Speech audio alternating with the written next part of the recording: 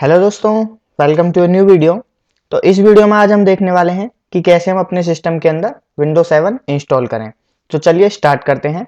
तो Windows 7 install करने से पहले हम कुछ रिक्वायरमेंट्स देख लेते हैं जो कि हमारे सिस्टम के लिहाज से बहुत ही ज़रूरी हैं। तो सबसे पहले जो हमारी रिक्वायरमेंट क्या है कि हमारे पास एक बूटेबल पेन ड्राइव होना चाहिए। अगर आपके पास बूटेबल पेन ड्राइव नहीं है तो आप विंडो की सीडी का यूज कर सकते हो। जो हमारी सेकंड रिक्वायरमेंट है वो हमारी सिस्टम से रिलेटेड है कि हमारे सिस्टम की कुछ कॉन्फ़िगरेशन होनी चाहिए कि हमारे सिस्टम के अंदर एक प्रोसेसर होना चाहिए, कुछ रैम होनी चाहिए और कुछ हार्ड डिस्क होनी चाहिए। तो आप जो यहाँ पर रिक्वायरमेंट देख पा रहे हो वो मैंने बिल्कुल ही मिनिमम लिखी है। अगर आपके सिस्टम की कॉन्फ़िगरेशन इससे नीचे होगी तो आप विंडोज 7 को इंस्टॉल नहीं कर पाओगे।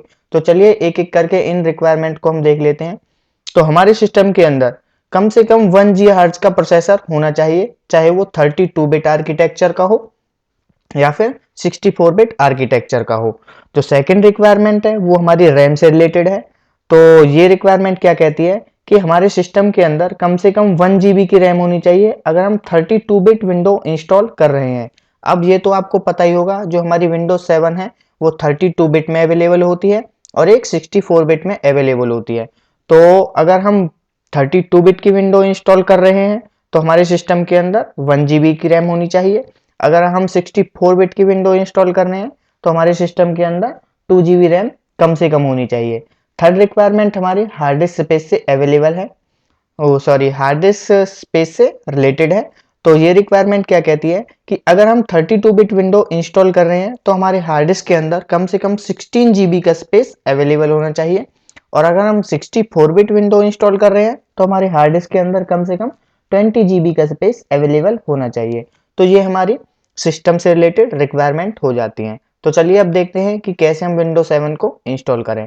तो सबसे पहले हमें क्या करना है, अपने सिस्टम के अंदर अपना बूटेबल पेन ड्राइव इंसर्ट कर लेना है या फिर अपनी बूटेबल जो सीडी होती है वो इंसर्ट कर लेनी है।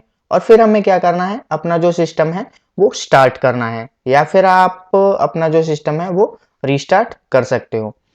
तो जैसे ही आप अपना सिस्टम जो ऑन करोगे तो सबसे पहले आपको क्या दिखाई देगा, आपके सिस्टम की बूट स्क्रीन दिखाई देगी। तो चलिए मैं भी अपना सिस्टम ऑन कर लेता हूं। तो मैं जैसे ही अपना सिस्टम ऑन करूंगा तो मुझे मेरे सिस्टम की बूट स्क्रीन दिखाई देगी। तो ये देखो, मैंने जैसे ही अपना सिस्टम ऑन किया तो मुझे मेरे जो सिस्टम की बूट स्क्रीन दिखाई दे रही है। जो मैं सिस्टम यूज कर रहा हूँ वो मैं यहाँ पर एसर का यूज कर रहा हूँ और आप यहाँ पर देख पा रहे होगे मेरे पास दो ऑप्शन अवेलेबल हैं कि press F2 to enter setup और press F12 to enter multiboot section menu. अब ये ऑप्शन का मतलब क्या है? जो पहला ऑप्शन कहता है कि अगर आप F2 प्रेस करोगे तो आप बायोस के सेटअप में चले जाओगे, अगर आप F12 प्रेस करोगे तो आप बूट के सेक्शन में चले जाओगे। तो हो सकता है कि आपके सिस्टम के अंदर जो बायोस की है और जो बूट की है वो डिफर हो, क्योंकि ज़्यादातर हर सिस्टम के अंदर जो बूट की और बायोस की डिफर होती हैं। तो मैं कुछ सिस्टम की बायोस की और बूट की आपको डिस्क्रिप्शन बॉक्स के अंदर प्रोवाइड कर दूंगा। आप अपने सिस्टम के अकॉर्डिंग ही अपनी बूट की और बायोस की प्रेस करें। अगर आप अपने बायोस के अंदर कुछ सेटिंग करना चाहते हो तो आपको बायोस की प्रेस करनी होगी। अगर आप बूट करना चाहते हो तो आपको अपनी बूट की प्रेस करनी होगी। अगर मुझे मान लीजिए अब बूट करना है, क्योंकि हम विंडोज 7 इंस्टॉल करने वाले हैं तो मीन्स हम बूट करने वाले हैं, तो हम क्या करेंगे, अपनी बूट की प्रेस करेंगे। तो मैं क्या करता हूं, अपनी बूट की प्रेस करता हूं। अगर आप भी बूट करने वाले हो तो आपको क्या करना है, अपनी बूट की प्रेस करते रहना है जब तक कि आपका बूट मेन्यू नहीं आ जाए। तो चलिए मैं अपनी बूट की प्रेस करता हूं। तो जैसे ही मैं F12 प्रेस करूंगा तो मेरे पास बूट सेक्शन अवेलेबल हो जाएगा। तो मैं F12 प्रेस करता हूं तो ये देखो मेरे पास जो बूट मेन्यू है वो आ चुका है।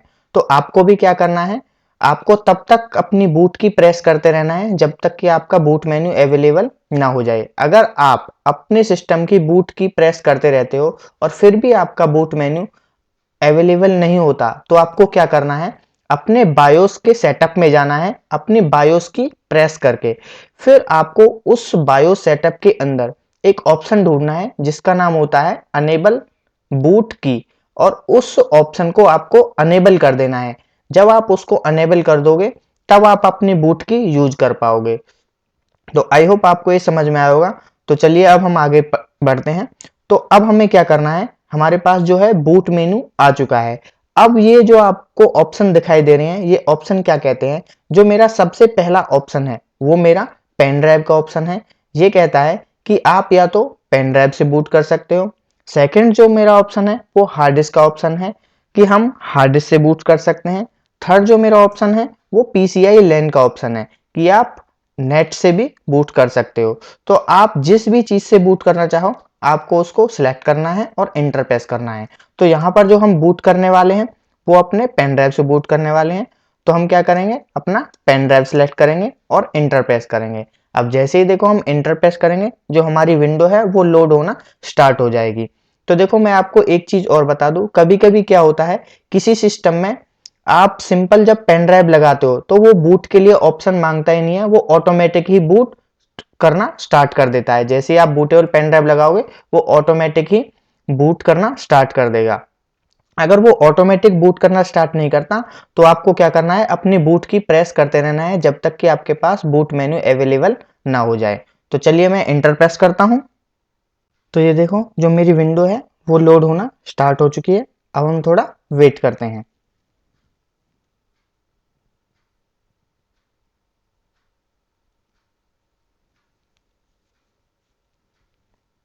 ये अब स्टार्टिंग विंडोज।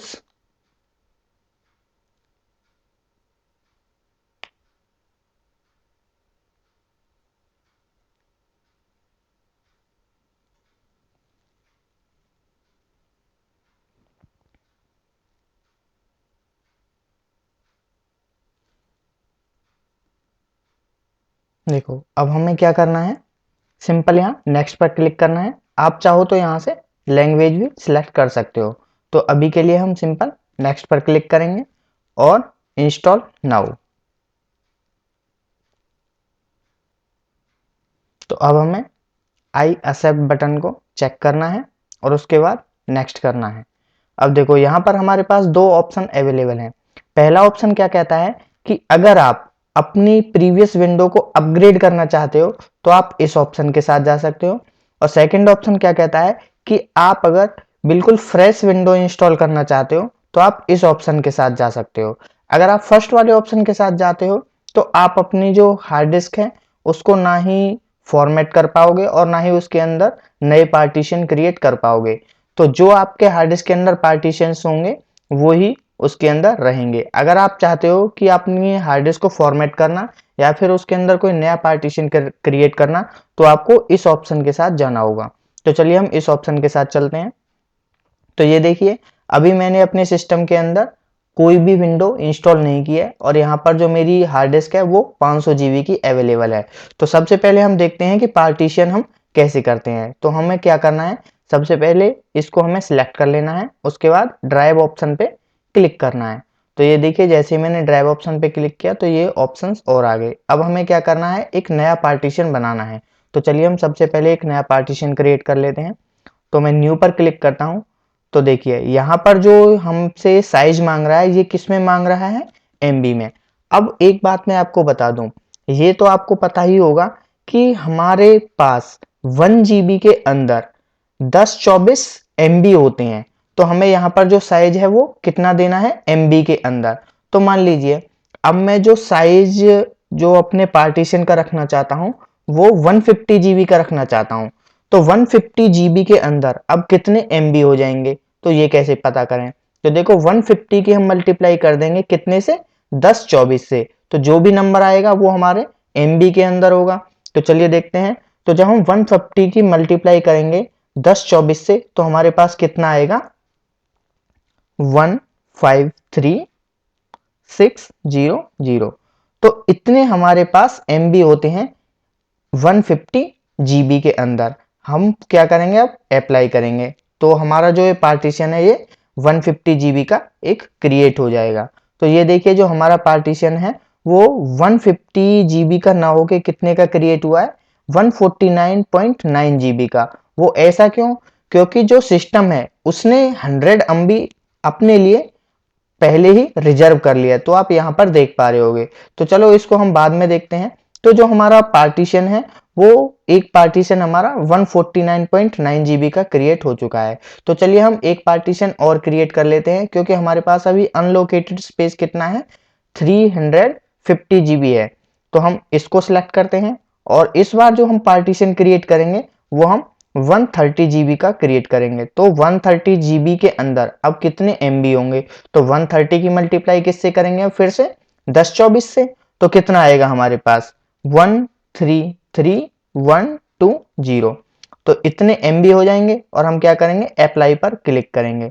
तो देखिए हमारे पास जो ये पार्टीशन है ये बिल्कुल एक्यूरेट 130 जीबी का क्रिएट हो चुका है। तो चलिए अब हम एक पार्टीशन और क्रिएट कर लेते हैं। तो इस बार हम जो पार्टीशन क्रिएट करेंगे वो 90 जीबी का क्रिएट करेंगे। तो चलिए देखते हैं। तो 90 जीबी के अंदर अब कितने एमबी हो जाएंगे, तो क्या करेंगे, 90 की मल्टीप्लाई वही 1024 से करेंगे तो कितना आएगा, 92160 यही आएगा। और हम क्या करेंगे, सिंपल अप्लाई पर क्लिक कर देंगे। तो देखिए हम 90 जीबी का जो पार्टीशन है हमारा वो क्रिएट हो चुका है। अब हम जो अगला पार्टीशन क्रिएट करेंगे वो मान लीजिए हम 130 जीबी का ही क्रिएट करेंगे। अब देखिए जैसे ही मैंने इस अनलोकेटेड स्पेस को सिलेक्ट किया तो हमारे पास क्या वार्निंग आ रही है कि window can not be installed to this disk. तो हम विंडो इंस्टॉल नहीं कर सकते। तो हम क्या करेंगे, जो हमारा जो रिजर्व पार्टीशन है उसको हम डिलीट कर देंगे। ये देखिए हमने इसको डिलीट किया और फिर से हम क्या करेंगे, इस अनलोकेटेड स्पेस को सिलेक्ट करेंगे और उसके बाद न्यू पर क्लिक करेंगे और अप्लाई पर क्लिक कर देंगे। तो देखिए जो हमारे अब 4 पार्टीशन हैं वो क्रिएट हो चुके हैं। अब आप जिस भी पार्टीशन पर विंडो इंस्टॉल करना चाहो वो आप कर सकते हो। जैसे कि मुझे पार्टीशन 1 पे इंस्टॉल करना है विंडो, तो पार्टीशन 1 को मैं सिलेक्ट करूंगा और सिंपली नेक्स्ट कर दूंगा। तो हमारी जो विंडो है वो पार्टीशन 1 पे इंस्टॉल हो जाएगी। तो इसी तरीके से हम 2 पर इंस्टॉल करना चाहें तो 2 को सिलेक्ट करके सिंपल हमें नेक्स्ट करना है। तो इस तरीके से हम पार्टीशन क्रिएट करते हैं। अगर आप कोई पार्टीशन डिलीट करना चाहते हो तो आपको क्या करना है, वो पार्टीशन सिलेक्ट करना है और सिंपल आपको डिलीट पर क्लिक कर देना है। अब एक चीज यहां पर ध्यान देने वाली है, अगर आपके पार्टीशन के अंदर कोई डेटा पड़ा हुआ है और आपने उसको डिलीट कर दिया तो आप फिर अपने डेटा को रिकवर नहीं कर पाओगे। तो आपको यहाँ पर बहुत ही ध्यान से अपने पार्टीशंस को डिलीट करना होगा। केवल आप वही पार्टीशन डिलीट करें जिसके अंदर का डेटा आपको जरूरत ना हो। तो चलिए मैं आपको एक पार्टीशन डिलीट करके दिखाता हूँ। तो मैं मान लीजिए इस पार्टीशन को, फोर्थ पार्टीशन को डिलीट करता हूँ। तो सिंपल हम डिलीट पर क्लिक करेंगे और ओके कर देंगे। तो देखिए जो हमारा पार्टीशन है वो डिलीट हो चुका है और अनलोकेटेड स्पेस में कन्वर्ट हो चुका है। तो मैं फिर से इसको एक पार्टीशन बना लेता हूँ। तो अप्लाई, तो ये देखिए हमारा फिर से पार्टीशन बन गया। एक ऑप्शन होता है हमारा फॉर्मेट का। अगर आप किसी भी पार्टीशन को केवल फॉर्मेट करना चाहते हो तो आप फॉर्मेट कर सकते हो। तो देखिए हम फॉर्मेट भी करके देख लेते हैं। फॉर्मेट पे क्लिक करना है और ओके पर क्लिक कर देना है।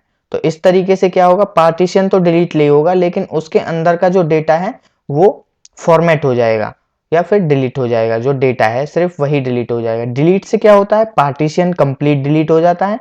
फॉर्मेट से क्या होता है, पार्टीशन डिलीट नहीं होता, उसके अंदर का डेटा डिलीट होता है। तो यही इन दोनों में अंतर है। तो चलिए अब हम अपनी विंडो इंस्टॉल करते हैं। तो मैं जो विंडो इंस्टॉल करने वाला हूँ वो पार्टीशन 1 पे ही इंस्टॉल करने वाला हूँ। तो हम पार्टीशन 1 को सिलेक्ट करेंगे और सिंपल क्या करेंगे, नेक्स्ट पर क्लिक कर देंगे।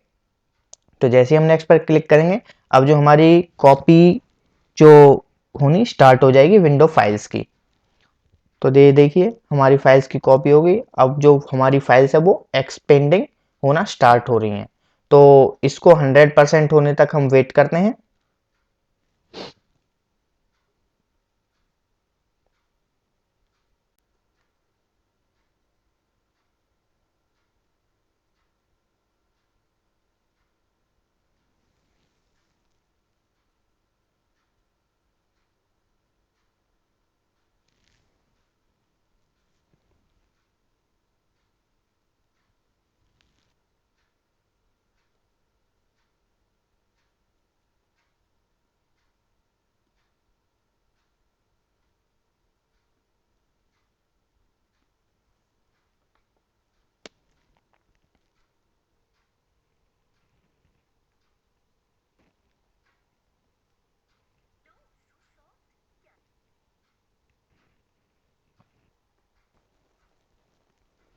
तो हमारी फाइल्स जो हैं वो अब एक्सपेंड हो चुकी हैं। अब इंस्टॉलिंग फीचर्स और उसके बाद इंस्टॉलिंग अपडेट्स, और इंस्टॉलिंग अपडेट्स भी कंप्लीट हो चुका है।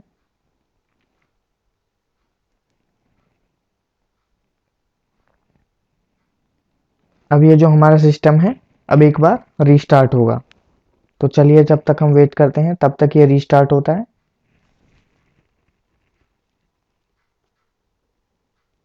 तो ये देखिए जो हमारा सिस्टम है वो अब रीस्टार्ट होके स्टार्ट हो रहा है। तो आप एक चीज़ का यहाँ पर ध्यान रखें, अगर आपकी विंडो दोबारा से लोड होनी स्टार्ट हो जाती है तो आपको क्या करना है, अपना जो बूटेबल पेन ड्राइव है वो रिमूव कर लेना है और फिर आपको अपना जो सिस्टम है वो रीस्टार्ट करना है।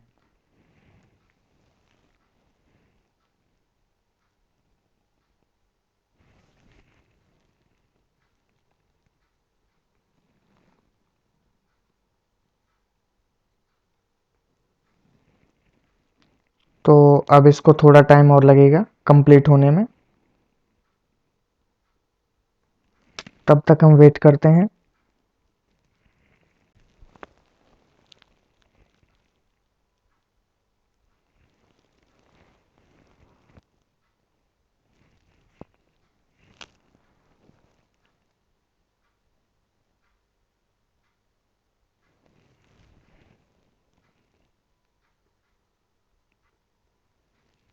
तो अब setup is preparing your computer for first use.